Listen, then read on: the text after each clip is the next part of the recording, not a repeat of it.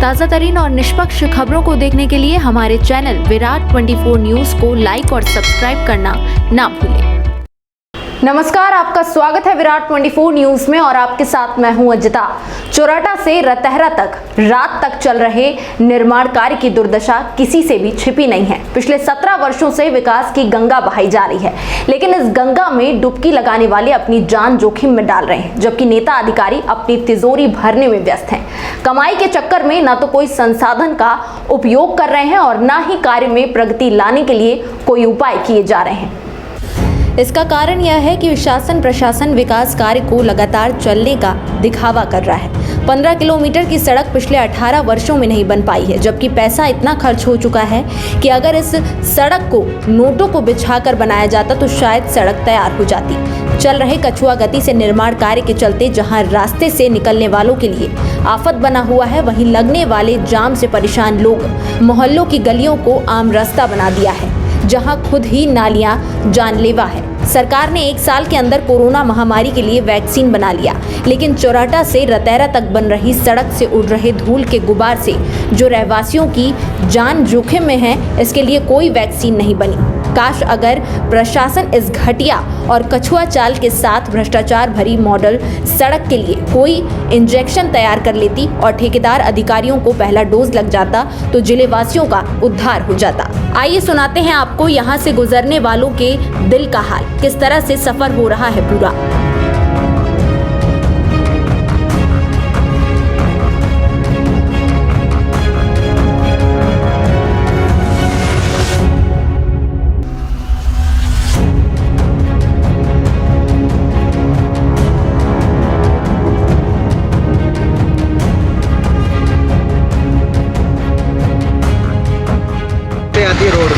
Road में सबसे पहले तो रोड क्रॉस करते ही नहीं बनता, और उधर रोड बन रही है तो इधर तो चलने में इतनी प्रॉब्लम होती है, ट्रैफिक जाम रहता है, बहुत सारी ऐसी प्रॉब्लम होती है जैसे कि धूल है, ट्रैफिक एक्सीडेंट होते हैं, ऐसी प्रॉब्लम है और कुछ नहीं।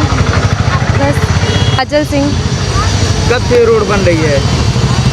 समथिंग 1 साल तो हो ही रहे हैं इस रोड को बनते, लेकिन आज तक ये रोड बनी नहीं, शायद अगले कुछ सालों तक बनेगी भी नहीं, और उधर की अगर बन गई तो फिर इधर की बनना स्टार्ट हो जाएगी।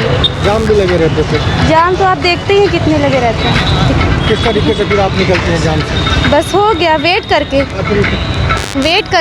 और कुछ नहीं। कौन सी रोड है ये? मेरा नाम माही सिंह है और ये चोराटा रतहरा वाली रोड है। यहाँ पर किस प्रकार की दिक्कतें हैं? बहुत ज़्यादा दिक्कतें आती हैं और प्रॉब्लम भी जाती है। स्कूल कॉलेज इंसान जाता है, कोचिंग जाता है, और इतनी ट्रैफिक रहती है। ऐसी प्रॉब्लम आ रही है तो फिर कल के दिन ऐसे ही में तो एक्सीडेंट होते हैं, है ना। धूल तो कोई लिमिट ही नहीं है, फेस कवर करे रहो फिर भी डस्ट रहती ही है ना। किस प्रकार की समस्या है? ये सिरमौर चौराहा से ये इलाहाबाद रोड निकलती है। ये हम लोग तो दुकानदार हैं भैया, हालत ख़राब हो चुकी है। मान लीजिए इस रोड में आज साल भर हो गया, कोरोना से ज़्यादा हम लोग ये दमा के मरीज हो गए, ये मान के चलिए।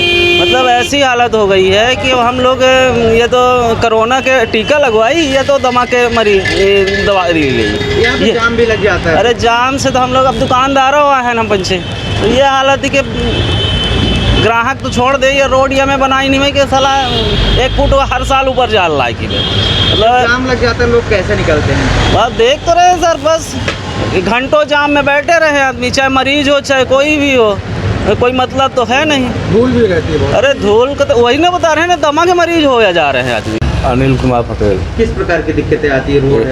रोड बहुत ख़राब, बहुत धूल है, बहुत जाम लगता है, एक्सीडेंट भी होता है, यही सब दिक्कतें हैं। और हम खुद 1 घंटे से फंसे थे, इतना जाम हुआ। किस प्रकार निकले आप जाम से? अरे इधर उधर करके किसी तरह निकल के आए, फिर इधर से गए हैं।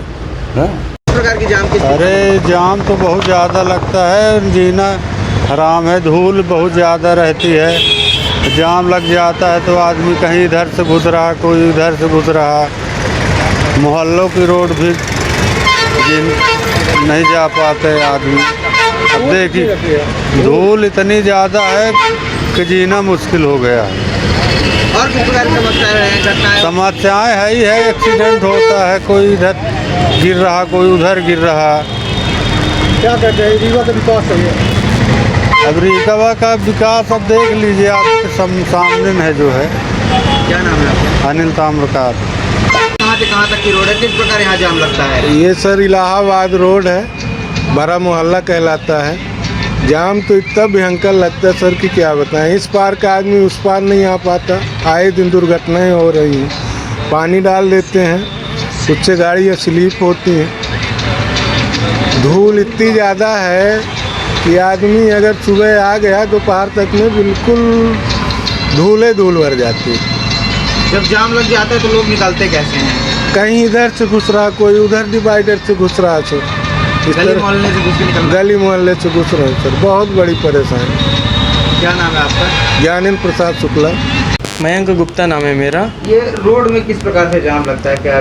बस जब से रोड बन रही है तो बड़ी प्रॉब्लम आ रही है, और इधर गड्ढे गुड्ढे हैं, पूरा कोई निकल नहीं पा रहा है। ये सिंगल रास्ता है, यहाँ भी प्रॉब्लम आ रही है बहुत, और जाम लगा ही रहता है। सिंगल रोड है और लोग मेन रोड छोड़ के छोटी छोटी गलियों में घुस रहे हैं बड़े वाहन लेकर। धूल कितनी रहती है? धूल तो बहुत है, बहुत धूल है।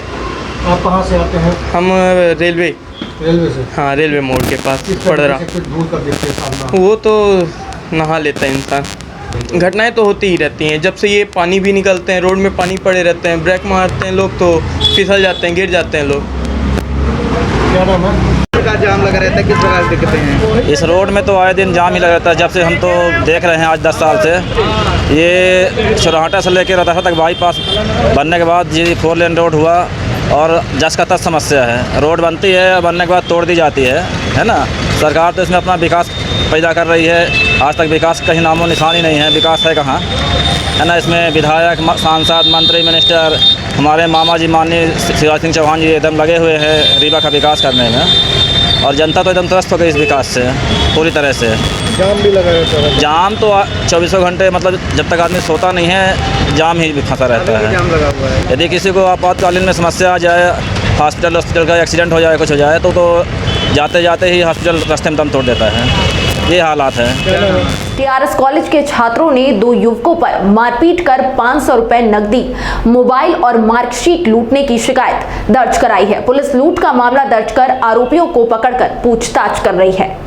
बताया जाता है कि दिनकर साकेत अपने साथी उमाशंकर के साथ झिरिया हॉस्टल से टीआरएस कॉलेज पढ़ने आया था, जहां से क्लास समाप्त होने के बाद लौटते समय 2 युवक मिले जो दिनकर को पकड़कर बाथरूम में ले गए और उसके साथ जमकर मारपीट करते हुए 500 रुपए, मोबाइल और मार्कशीट छीन ली। बताया जाता है कि आरोपी हॉस्टल में रहने वाले छात्र का कपड़ा उतारने का प्रयास कर रहे थे। इसी दौरान उनके साथी ने शोर शराबा कर दिया तो कॉलेज के सुरक्षा गार्ड मौके पर पहुंचे और एक युवक को पकड़कर पुलिस को सूचना दे दी। इसके बाद मौके पर पहुंची पुलिस ने दूसरे युवक को भी गिरफ्तार कर थाना ले गई।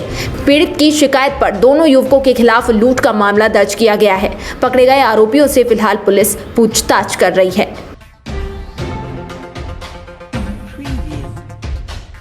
सर मेरा नाम दिनकर प्रसाद साकेत है। कहाँ रहते हो? सर मैं हॉस्टल में रहता हूँ सर। कहाँ? मैट्रिक हॉस्टल झिरिया में रहता हूँ सर। कहाँ पढ़ाई करते हो? गवर्नमेंट टीआरएस कॉलेज रीवा में पढ़ता हूँ सर। क्या घटना हुई है आज? सर मैं गया था कॉलेज अपनी मार्कशीट को दरवाने के लिए, वहाँ एप्लीकेशन बना के प्रिंसिपल मैम के साथ प्रिंसिपल मैम के पास गए और वहाँ से सिग्नेचर करवा के अपने क्लासरूम जा रहे थे। वहाँ 2 बच्चों ने मेरे पीछे से आए, मुझे बुलाए। मेरा एक मित्र भी था, रमेश कुमार साकेत, मुझे बुलाए, पूछे तुम कहाँ जा रहे हो? मैं बोला सर क्लासरूम जा रहे हैं। बोला क्या लिए? मार्कशीट दिखाओ। मार्कशीट ले लिए। पूछे तुम्हारा क्या नाम है? तो मैं बताया मेरा नाम दिनकर प्रसाद साकेत है। तो गाली देते हैं, बोलता है कि मादर चौथ मारे चली जा रहा। फिर मुझे पकड़ के ले गए, वहीं एक लेटरिंग बगल में विभाग है, विभाग खोले तो कोई नहीं था।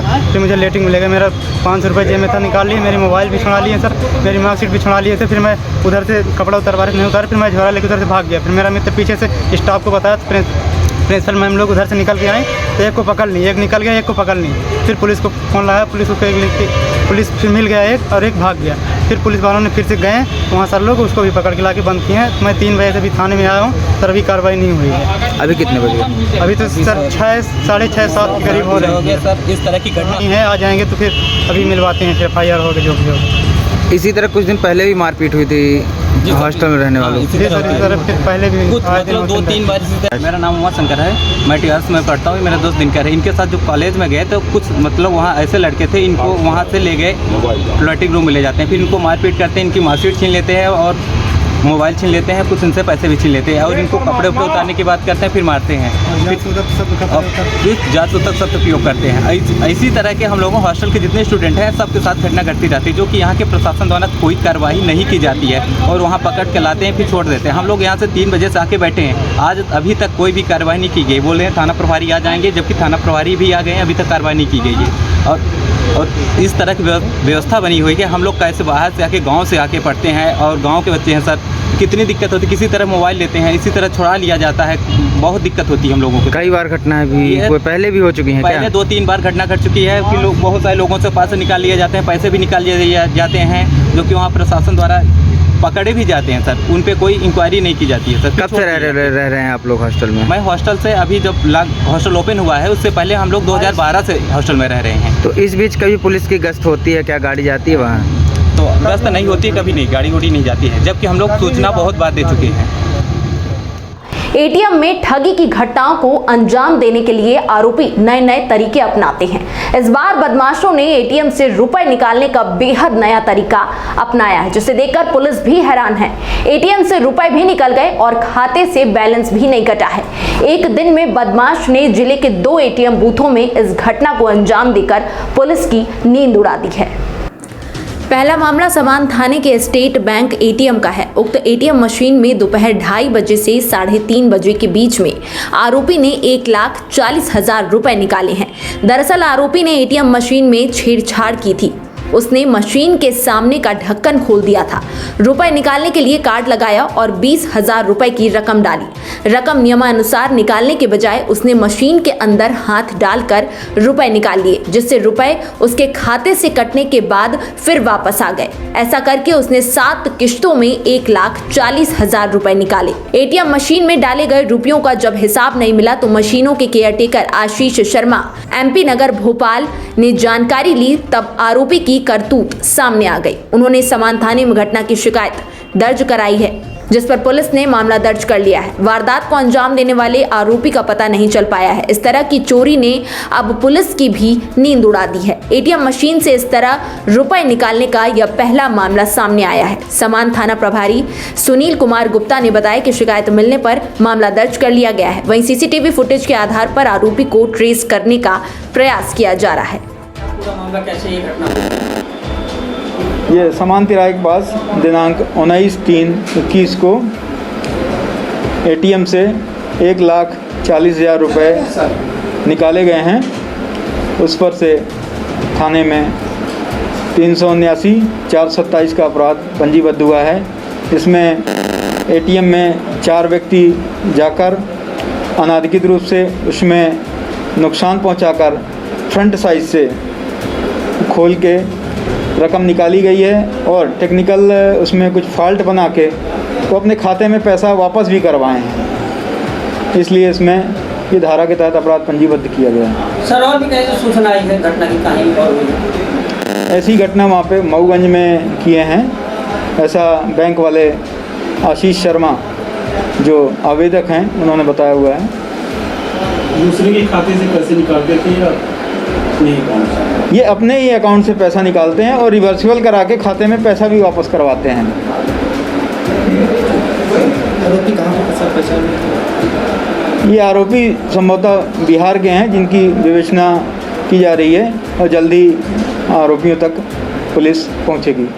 खबर मध्य प्रदेश के रीवा से है, जहां सेना का अधिकारी बनकर शातिर दिमाग ठग ने मोबाइल खरीदने का झांसा देकर एक लिंक भेजा।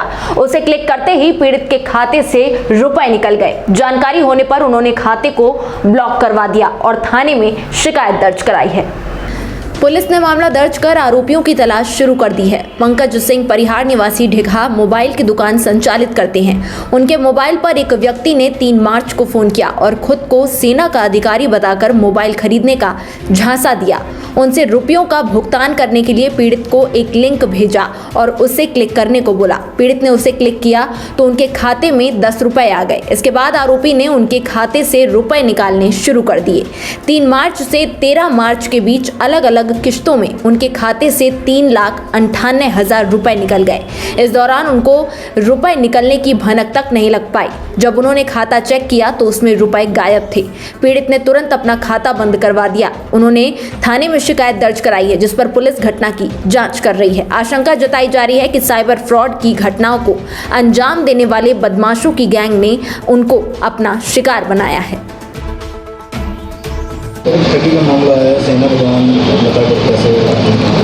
पंकज सिंह परिहार निवासी ढका के हैं। ये मोबाइल की दुकान चलाते हैं।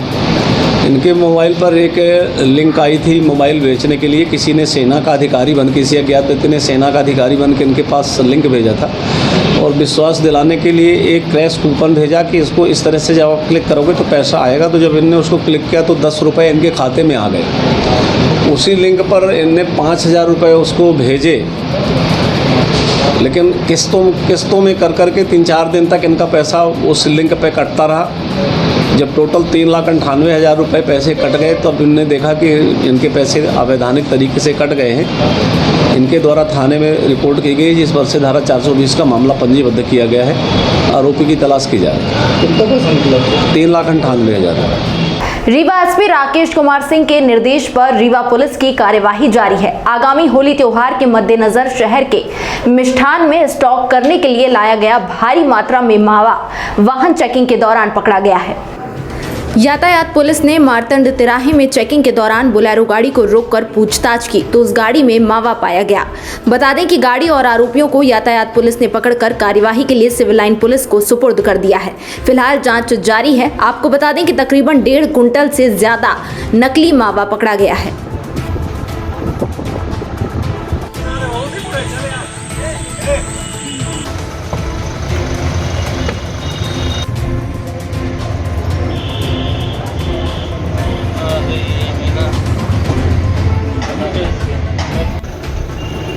तीन बोरी ये फोटो ले लीजिए।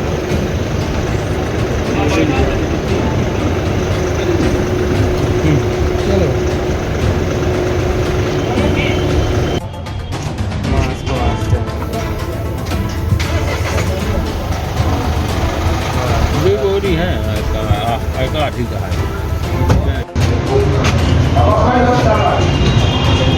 सर ये कोविड नदी गाड़ी पकड़ी गई है, क्या मामला है? अभी कलेक्टर महोदय का फ़ोन आया था थाना पहुंचने के लिए। थाने में मिलावटी संदेहास्पद मिलावटी खोबा पकड़ा गया है। तो हम लोग इस पर पुलिस कायमी कर रही है और हम लोग इसके सैंपल लेकर के भोपाल भेजेंगे।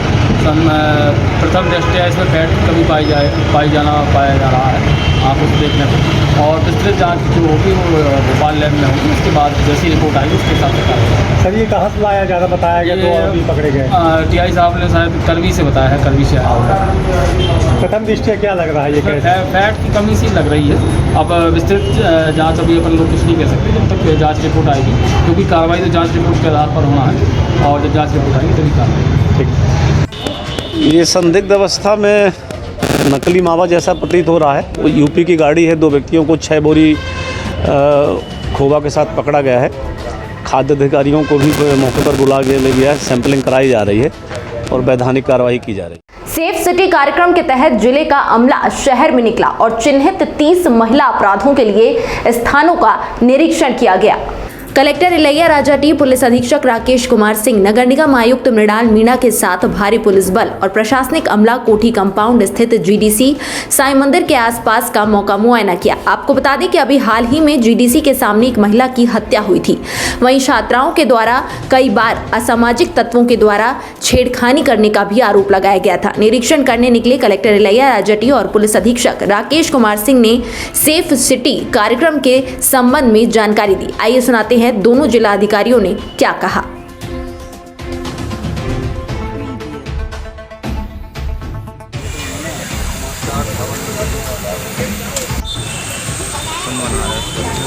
मैं डालूंगा भाई।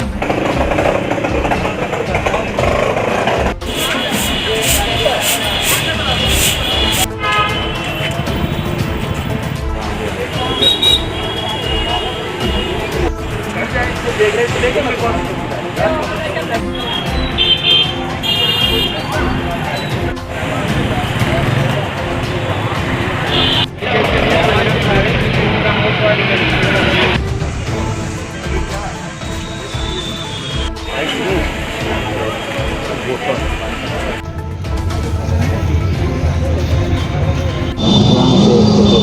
देखिए, वो इसलिए कार्रवाई की गई है कि वही लोग हैं जो भांति भांति के नंबरों वाली नंबर प्लेट बनाने के लिए वाहन मालिकों को प्रेरित करते हैं, जबकि शासन द्वारा कितनी मोटाई, कितनी चौड़ाई, कितनी साइज होनी चाहिए, कितनी एरिया में नंबर लिखा जाना चाहिए, ये तय है।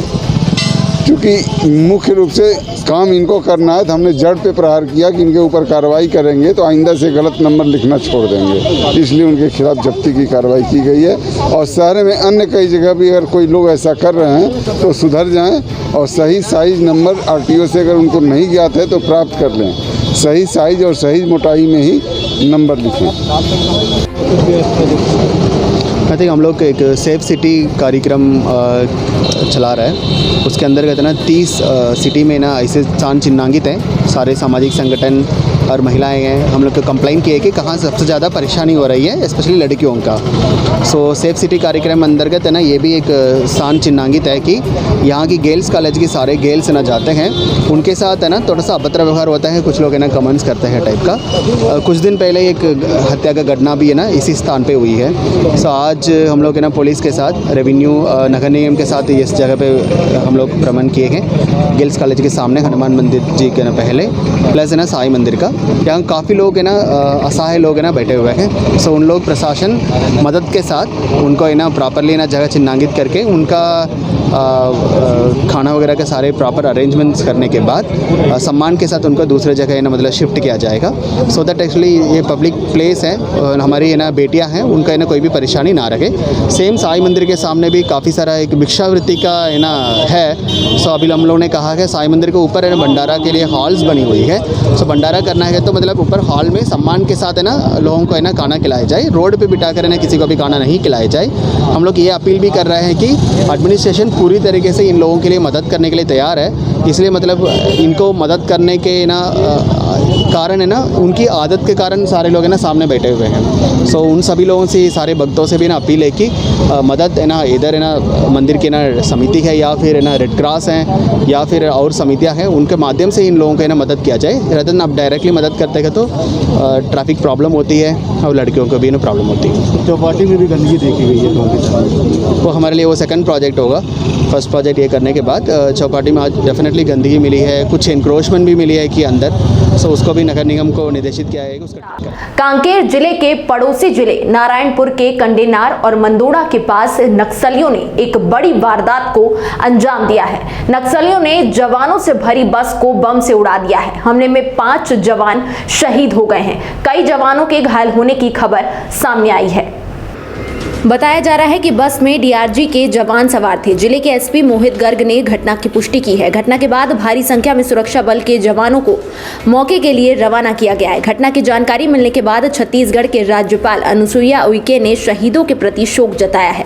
राज्यपाल ने घायल जवानों के जल्द स्वस्थ होने की कामना की है। हमले में घायल जवानों को पास के घोड़ाई स्वास्थ्य केंद्र में भर्ती कराया गया है। गंभीर रूप से घायल जवानों को नारायणपुर जिला अस्पताल लाया गया है। इसमें से भी कई जवानों को बेहतर इलाज के लिए रायपुर लाने की तैयारी की जा रही है। बस्तर के आईजी सुंदर राजपी ने जवानों के शहीद होने की पुष्टि की है। बस में 30 जवान सवार थे।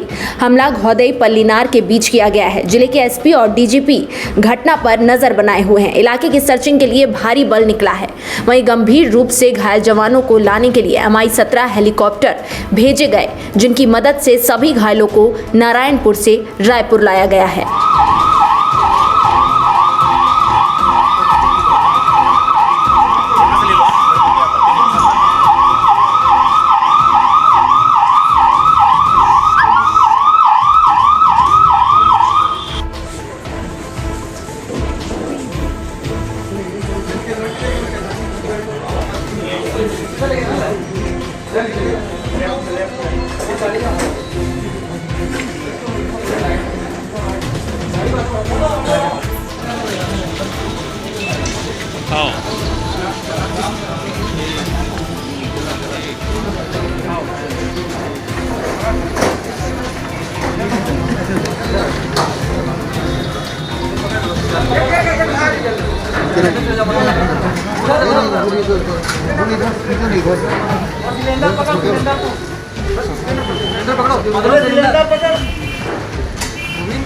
साथ में लेके आना, पाइप लगा हुआ है। लेके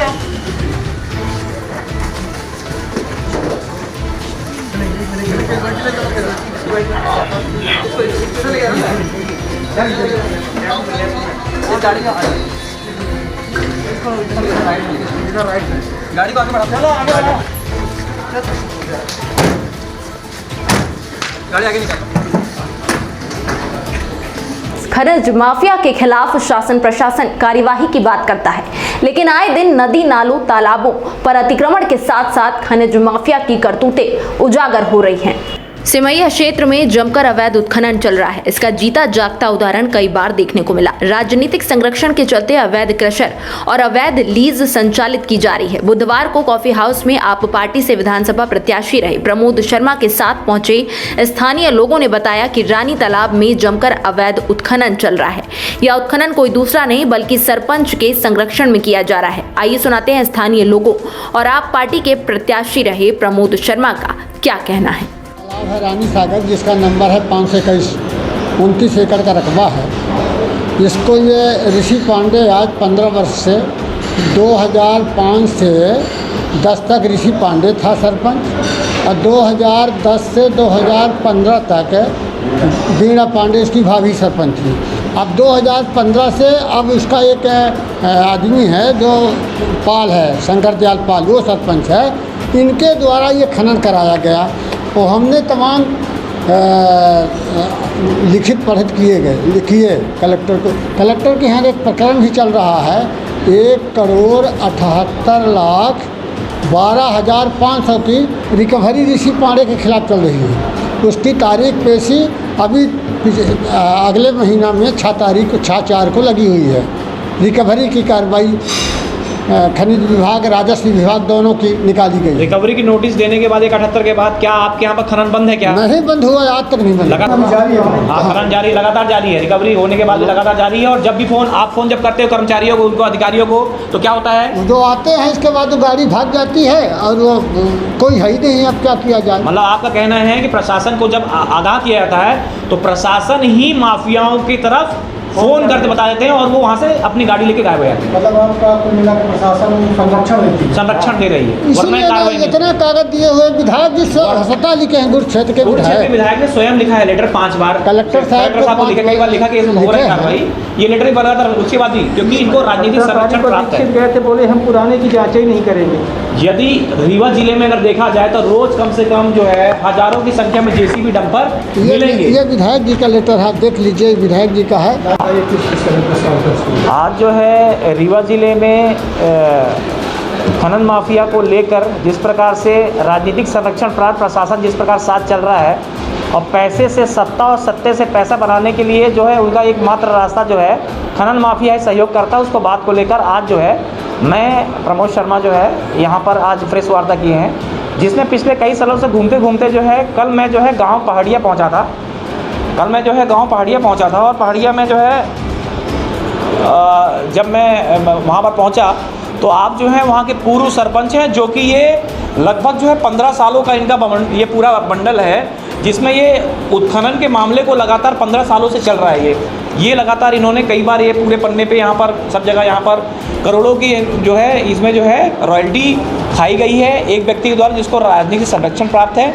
और इसी प्रकार का मामला पूरे रीवा जिले में, जहाँ से मैं आता हूँ सिमरिया से, वहाँ पर भी सिमरिया के आसपास में सब जगह खनन हो रहा है।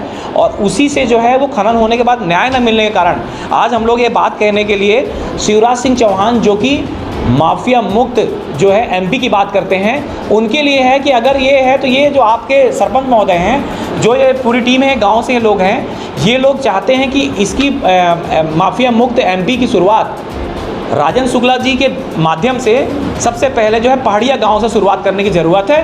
तब माना जाएगा, जब ये इतने मोटे पन्ने कार्रवाई करो, जो कार्रवाई होगी तब माना जाएगा कि आपकी कहनी और कथनी पे अंतर नहीं है। इसी बात को कहने के लिए आज सभी हम लोग यहाँ पर इस पूरे पन्ने के साथ में प्रेस कॉन्फ्रेंस यहाँ रखे थे, जो बात हम लोग यहाँ पर। ट्रक और टीआई की गाड़ी की जोरदार टक्कर हुई, जिसमें टीआई सहित 4 पुलिसकर्मियों के घायल होने की जानकारी सामने आई है। बता दें कि कल देर रात चित्रकूट से लौट रहे नयागांव थाना प्रभारी की गाड़ी और ट्रक की जोरदार टक्कर हो गई। नयागांव थाना प्रभारी रामविलास त्रिपाठी को गंभीर चोटें आई हैं, वहीं अन्य 3 पुलिसकर्मियों को भी काफी चोटें आई हैं। बता दें कि एसपी की क्राइम मीटिंग से थाना प्रभारी लौट रहे थे, जहां बगहा मोड़ के पास यह सड़क हादसा हुआ है। थाना प्रभारी आरबी त्रिपाठी की हालत गंभीर बताई जा रही है। एसपी सतना ने स्वयं उन्हें लेकर रीवा पहुंचे हैं, जहां संजय गांधी अस्पताल में फिलहाल इलाज जारी है।